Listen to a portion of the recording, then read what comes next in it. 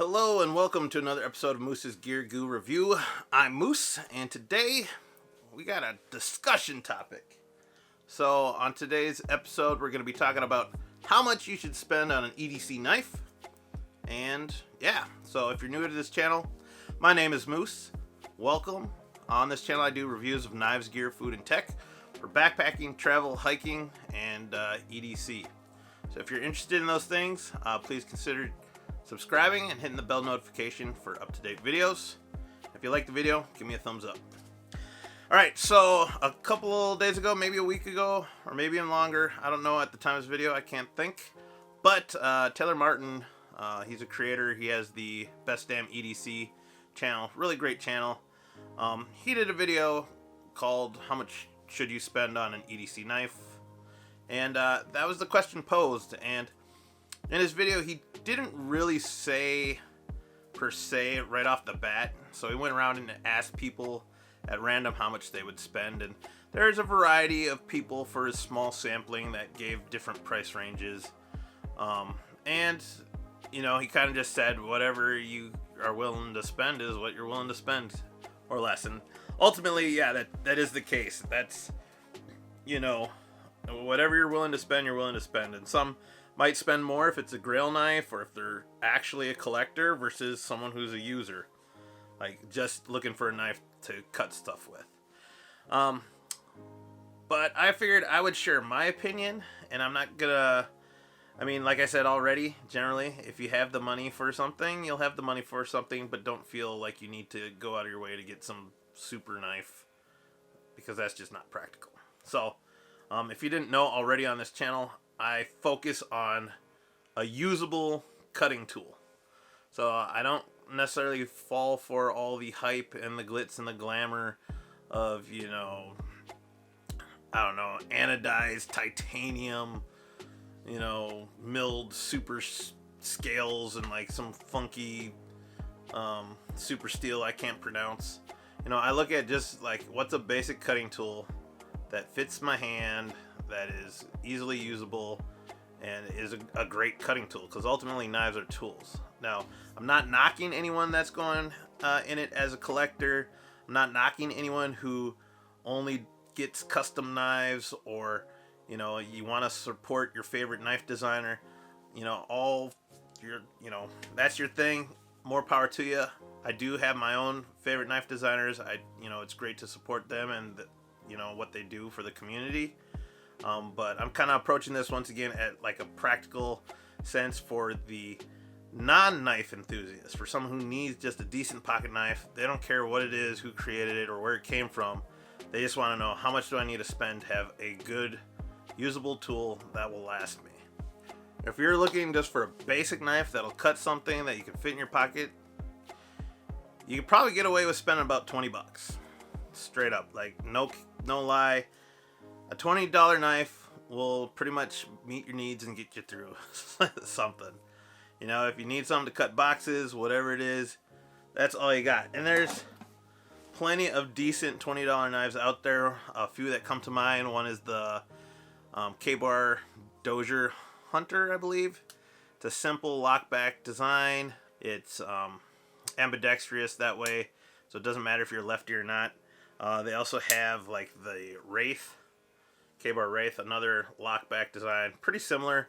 This is, I think, just over 20 bucks or around 20 bucks. Simple, lightweight, and cheap. That's the other thing too. I think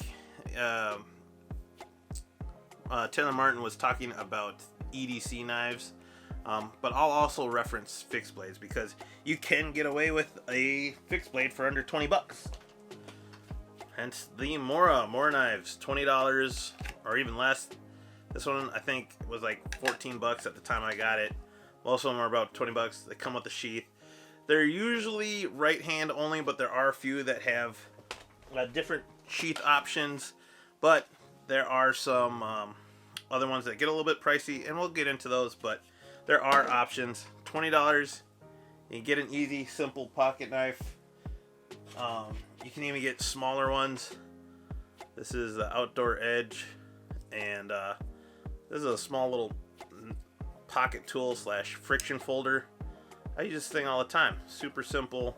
You could also get utility knives for like less than 20 bucks. And, you know, craftsmen, carpet installers, everyone uses utility knives. So another cheap, affordable option. And some, I think there's a few Swiss Army knives that are also under that mark. So realistically, all you really need is 20 bucks and get you a decent pocket knife. Sure, you might have to search a little harder to find something that has some of the features that you want in a pocket knife, but there's some options out there. Now, is that what I totally recommend? No, because we want something that lasts a good time, that has a decent steel that'll give you better edge retention. Then you might want to kick it up a notch. And over my testing and my experience, I found that like the sweet spot is kind of between $40 and $60. Maybe you can even stretch it at $40 to $80. You can get a really good pocket knife with decent steel for that amount of money.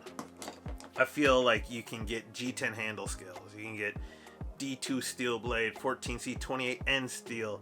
You get even some VG10 steels. I've seen S30V on a couple of blades that are under 80 bucks. And even now, I think there's a Penguin exclusive at Knife Center with S35 VN blade steel for under 80 bucks. I think it's even under $70. But you know, you can get something like this. Penguin, that's around 40 bucks. D2 steel, super cool. You can get Civivi's Dogma. I think this was around 60 bucks. D2 steel, really cool, nice fit and finish, lightweight, deep carry, awesome blade. You can get the Revo Ness. Want something a little bigger, super good. Again, D2 steel blade. So some Spydercos. I think the Polestar, the Alcyon, the Cat, the Rhodey. There's actually some decent Spydercos in that mix. You got Kershaw's, Kaiser's make some pretty cool blades, mini sheepdogs, full size. I think they got like the mini Roach. You know, they just got other stuff. You get some Alox Swiss Army knives. Probably even around $30 to $40. But this is the Bantam Knife Center exclusive. But really sweet, gentleman's folder. Oh, a little dirty, but cheap. What else? The Pilars, CRKT Pilars. Any of those Pilars are just fantastic. The Burnley Squid. You know, you got frame lock, deep carry fold over pocket clip, thumb hole opening, smooth cage bearings. This is a great knife. The Pilar 3. Pilar. As far as fixed blades, there's the Gerber Strong Arm. Really cool knife. Has a great sheath options. Really good. There's I guess, I don't know how much this is going for now. I think it's around $80 or $90. But the more Garberg full tang fixed blade. There's the Condor Pterosaur. There's a couple other Condors. There's Old Hickory. Well, those ones are really cheap. One of the best ones. This is one of the best ones. The SOG Terminus XR. Like, this is around, I think, 40 or 50, maybe 50, 60 bucks.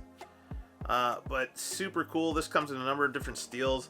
But this has, like, all the features you want. It got, like, a crossbar lock, flipper. You got thumb studs, deep carry, G10, lightweight, great blade shape, D2 steel. It's just a sweet knife. And I found like most of the knives I really enjoy carrying overall are at most like $100. Like when this first came out, the mini bug out or the full size bug out, they're just over $100. S30V blade. Super lightweight, just awesome knives. The Wee Banter, awesome knife. S35 VN blade steel, around $100 when it first came out. We got the what is it?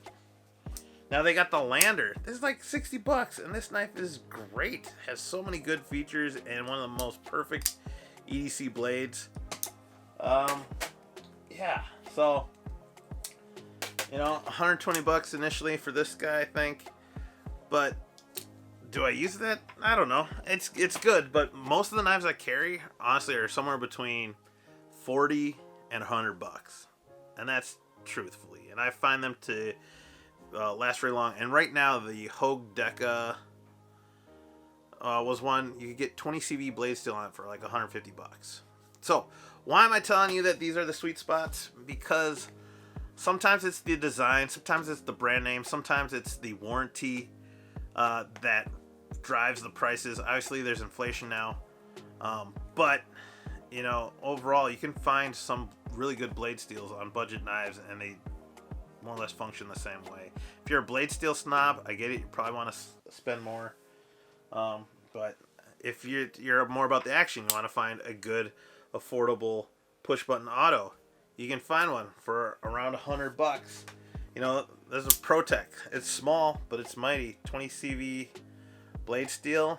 It was around $130. But realistically, I wouldn't say anyone should have to ever pay more than $150 for a good knife. Anything beyond that, it isn't going to cut any better. It's not going to perform any better than any other knife underneath that price point.